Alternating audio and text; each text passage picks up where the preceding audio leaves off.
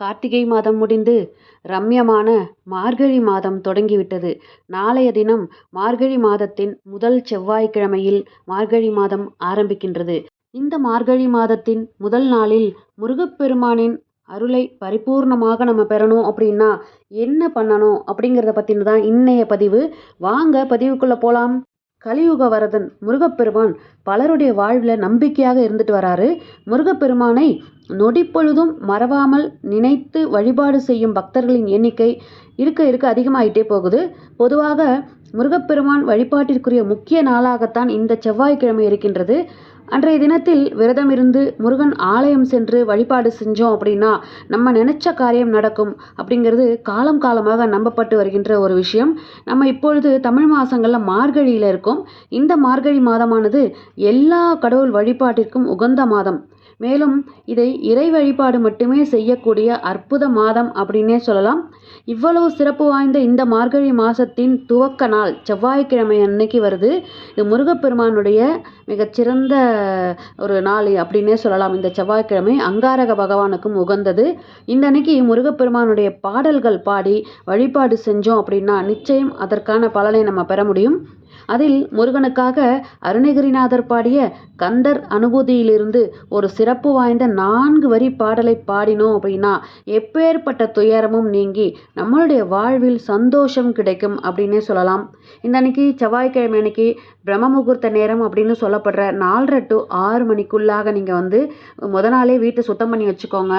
சுத்தம் பண்ணிவிட்டு முருகப்பெருமானுடைய படம் இருந்தாலும் பெருமாளுடைய படம் இருந்தாலும் எல்லாம் சுத்தம் பண்ணி மஞ்சள் குங்குமம் எல்லாம் வச்சுட்டு அதற்கு நீங்கள் பூக்களால் அலங்காரம் பண்ணி வச்சுட்டு வாசலில் முதல்ல கோலம் போட்டுட்டு முதல் நாள் காலையில் வாசலில் கோலம் போட்டுட்டு அங்கே 2 அகல் தீபம் ஏற்றி வச்சுட்டு அந்த அகல் தீபத்தில் பச்சை கற்பூரம் கிராம்பும் போட்டு வச்சுட்டு நீங்கள் தூப தீப ஆராதனை எல்லாம் காமிச்சிட்டு நீங்கள் சுவாமி பூஜா ரூமுக்குள்ளே சுவாமிக்கு நெய் தீபம் ஒன்று ஏற்றி வச்சுருங்க முருகப்பெருமானுக்கும் பெருமாளுக்கும். ஸோ அதுக்கப்புறமா நீங்கள் வெற்றிலை தீப வழிபாடு அப்படிங்கிறது செவ்வாய் ஓரையில் நாளைக்கு பண்ணுங்கள். பிரம்ம முகூர்த்த பூஜை அப்படிங்கிறது காலையிலேயே நெய் தீபமாக ஏற்றி வச்சு முடிச்சிருங்க.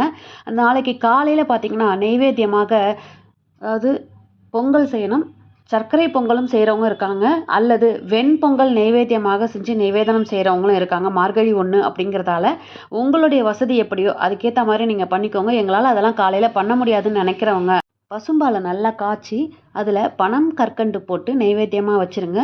நாளைய நெய்வேத்தியம் அப்படின்னு சொன்னீங்க அப்படின்னா முருகப்பெருமானுக்கு உகந்த நெய்வேத்தியமாக செவ்வாழை பழத்தை நீங்கள் தேனில் கட் பண்ணி போட்டு அதுக்கப்புறமா நீங்கள் இந்த சர்க்கரை நாட்டு சர்க்கரை எல்லாம் சேர்த்து நீங்கள் பஞ்சாமிரதமாக நீங்கள் நெய்வேத்தியம் வச்சிங்க அப்படின்னா நாளைய தினம் முருகப்பெருமானுடைய மனம் எவ்வளவு குளிர்கின்றதோ அதுபோல் உங்களுடைய வாழ்வும் குளிரும் அப்படிங்கிறதான் உண்மை. இந்த நெய்வேத்தியத்தை செஞ்சு வச்சுட்டு நீங்கள் முருகப்பெருமானுடைய இந்த அருணகிரிநாதர் பாடிய இந்த கந்தர் அனுபூதியில இப்போ நான் சொல்ல போற இந்த 4 வரி பாடலை சொல்லி நீங்க பாடினீங்க அப்படின்னா உங்களுடைய வாழ்க்கையில இருக்கக்கூடிய எவ்வளவு துயரங்களாக இருந்தாலும் அதை அந்த முருகப்பெருமான் சரி பண்ணிடுவார் அப்படிங்கிறதான் நிதர்சனமான உண்மை.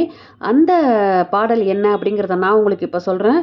முருகன் குமரன் குகன் என்று மொழிந்து உருகும் செயல் தந்து உணர்வு என்று அருள்வாய் பொறு புங்கவரும் புவியும் பரவும் குரு புங்கவ என் குண பஞ்சரனே அப்படிங்கிற இந்த பாடலுடைய அர்த்தத்தை நான் இப்போ உங்களுக்கு சொல்கிறேன்.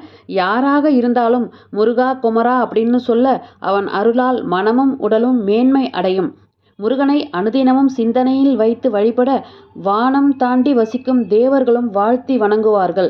வயத்தம், தூய்மை, இயற்கை அறிவு, முற்றறிவு, பற்றின்மை, பேரருள், எல்லாம் வன்மை, வரம்பிலா இன்பம் அப்படின்ற 8 வகையான தெய்வீக குணங்களையும் குருவாக நின்று நீ எனக்கு அருள் புரிவாய் அப்படிங்கிறது தான் இந்த 4 பாடல் வரிகளோட அர்த்தம் அப்படின்னே சொல்லப்பட்டிருக்கு.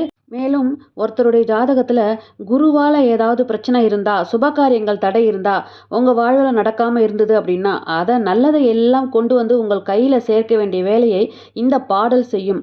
நாம் இந்த வேண்டுதலை வைக்கும் பொழுது குழந்தையாக முருகனிடம் அடம் பிடித்து மனதை ஒருநிலை செய்து நாளைக்கு காலையில் மாலையில் மற்றும் நேரம் கிடைக்கும் பொழுது எல்லாம் நாளைக்கு முதல் நாள் மார்கழி மாதம் முதல் நாள் செவ்வாய்க்கிழமை அன்னைக்கு நம்ம இந்த பாட்டை பாடி வர உங்களுக்கான வெற்றி கண்டிப்பாக கிடைக்கும் அப்படிங்கிற நல்ல தகவலோட இன்றைய ஆன்மீக பதிவை நான் முடிச்சுக்கிறேன். இது போன்ற ஆன்மீக தகவல்களுக்கு நம்ம சேனலை உடனே சப்ஸ்கிரைப் பண்ணி சப்போர்ட் பண்ண. மீண்டும் அடுத்த பதிவில் சந்திக்கிறேன். நன்றி, வணக்கம்.